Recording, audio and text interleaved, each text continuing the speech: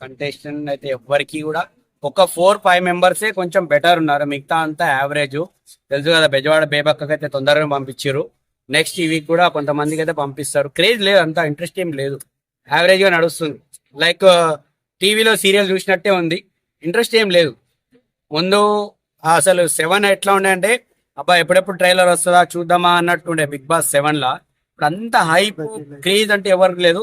ఒక శేఖర్ భాష, ఇంకా ఆమె పేరేంది విష్ణుప్రియ, ఇంకా ఆమె వేస్ట్ అది ఆ నైనిక, ఇంకెవరు నిఖిల్, ఒక 4-5 కంటెస్టెంట్ అయితే చాలా బాగున్నారు. వాళ్ళు రియాలిటీగా ఆడుతున్నారు, మిగతా అంతా యావరేజ్ గా నటిస్తున్నారు. ఇక తెలుసు కదా మన ఆర్టిస్ట్ కృష్ణానగర్ అంటేనే నటిస్తారు. 500-600 బ్యాచ్లు, వీళ్ళంతా భజన బ్యాచ్, తొందరగానే వెళ్ళిపోతారు ఇంటికి. బిగ్ బాస్ కి ఒకటే రిక్వెస్ట్, ఎవరైనా సరే మంచి క్రేజీగా ఉన్న కంటెస్టెంట్ అయితే సెలెక్ట్ చేయాలా. ఎవరైనా వైల్డ్ కార్డ్ లో వచ్చినా గానీ మార్కెట్ లో మంచిగా ఇంట్రెస్ట్ వచ్చేలాగా పెట్టండి. ఏంది ఇది సీరియల్ స్టోరీ లాగా ఉంది, ఇది నాకైతే అస్సలు నచ్చలే. నాగమణి కంటే మీద మీ అభిప్రాయం ఏంటి? నాగమణి ఓకే గుడ్, ఆమె కూడా ఆడుతుంది.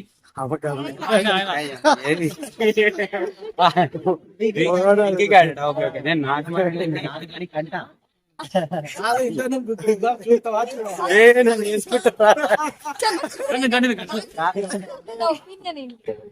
ఓకే ఆడుతున్నారు.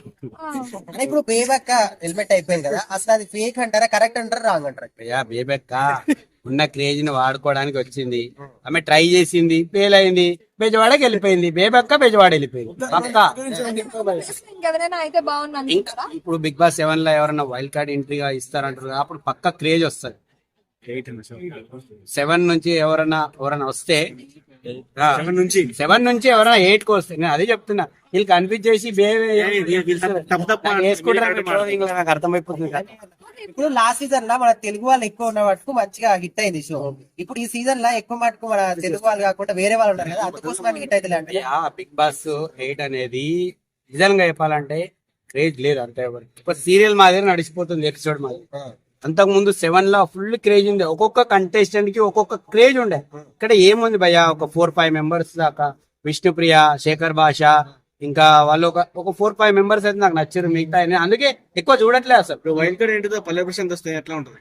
అసలు విన్నర్ ఎట్లా భయ్యా, రేంజ్ లో ఉంటది పక్కా. పల్లవి ప్రశాంత్ వస్తే ఇంకా పిక్ వెళ్ళిపోతుంది, టీఆర్పీ రేటింగ్ కూడా వెళ్ళిపోతుంది.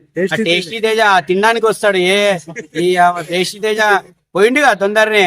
ఏమో ఇప్పుడు చేసుకుంటుంటా మంచి మంచి అది టీలు, ఇరానీ ఛాయ్లు బాగా సంపాదించుకుంటూ టేస్టీ తేజ వేసేసుకుంటాడు బాగా.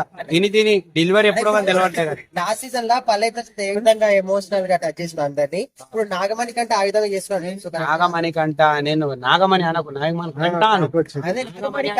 కొత్తగా వచ్చిరా అనుకుంటున్నా, ఇందాక అదే జరిగింది. వైల్డ్ కార్డ్ ఇంటిలో ఉత్తర్ ప్రశాంత్ బాగుంది భయ, అట్లా ఏం లేదు. బట్ ఏంటంటే మనకు ఇంట్రెస్ట్ అనిపించట్లేదు.